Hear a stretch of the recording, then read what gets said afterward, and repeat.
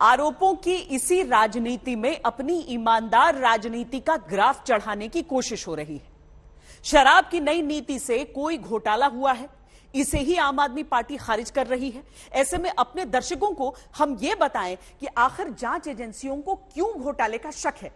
इसीलिए अब आप दावे नहीं बल्कि ईडी की शुरुआती जांच के आधार पर दस्तावेज वाली रिपोर्ट देखिए। ऐसे व्यक्ति को तो भारत रत्न मिलना चाहिए। बेवड़ी है ये सरकार, करती है कट्टर भ्रष्टाचार।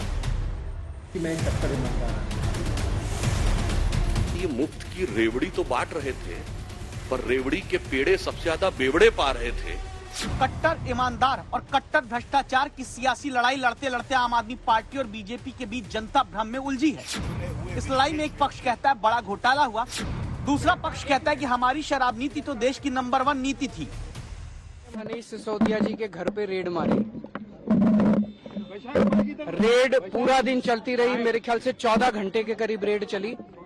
मनीष सिसोदिया जी के घर में सारे गद्दे, दीवारें, कुछ भी नहीं छोड़ा, सब छान मारा उन्होंने। उसके बावजूद लास्ट में उनको एक भी पैसे का अनअकाउंटेड कुछ नहीं मिला, एक भी कोई कैश नहीं मिला अनअकाउंटेड, कोई जेवर नहीं मिले, कोई संपत्ति नहीं मिली, कोई जमीन के कागज, कोई ऐसे आपत्तिजनक कागज दस्तावेज कुछ नहीं मिला इन लोगों को। सच जरा सा घटे या बढ़े तो सच सच न रहे, सच जरा सा घटे या बढ़े तो सच सच न रहे, मगर झूठ की तो कोई इंतहा नहीं। और लाख चेहरे बदल के आ जाता हूं मैं, मगर ये आईना कमबख्त झूठ बोलता ही नहीं। ये आम आदमी के चरित्र का वास्तविक चित्रण है। आप सिर्फ राजनीति में ना उलझे रहें, इसीलिए आज तक संवाददाता मुनीष पांडे बताएंगे आखिर क्या है दिल्ली के शराब घोटाले का सच, क्यों जांच एजेंसियों को लगता है दिल्ली में एक शराब घोटाला हुआ है, जांच एजेंसियां शराब घोटाले में आखिर क्या पता करने में जुटी हुई हैं। आज तक के पास शराब घोटाले का सच बताने वाले ये अहम दस्तावेज हैं, जिनके मुताबिक सरकार की नई शराब नीति के बाद शराब कारोबारियों को करीब 1000% का फायदा होने लगा, जबकि शराब बेचने वालों को 10 गुना मुनाफा एक एक बोतल पर मिलने लगा। नई शराब नीति और पुरानी शराब नीति के बीच का फर्क आप जानकर समझेंगे कि क्यों जांच एजेंसियों को लगता है कि दिल्ली में बड़ा शराब घोटाला हुआ है। सरल भाषा में आप पूरे खेल को समझे, इसलिए ध्यान से देखिए। दिल्ली में एक आरके ब्रांड की शराब की 750 ml की बोतल में पुरानी नीति के तहत 33 रुपए 35 पैसे का रिटेल मार्जिन था, यानी इतना फायदा शराब बेचने वाले को मिलता था।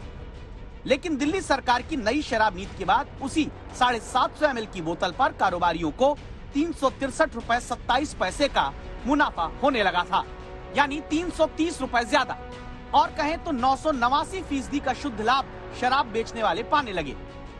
कोई भी शराब नीति बनती है तो ये माना जाता है कि इससे सरकार के खजाने में विकास के लिए ज्यादा पैसा आएगा, लेकिन क्या दिल्ली में भी नई शराब नीति में ऐसा हो रहा था?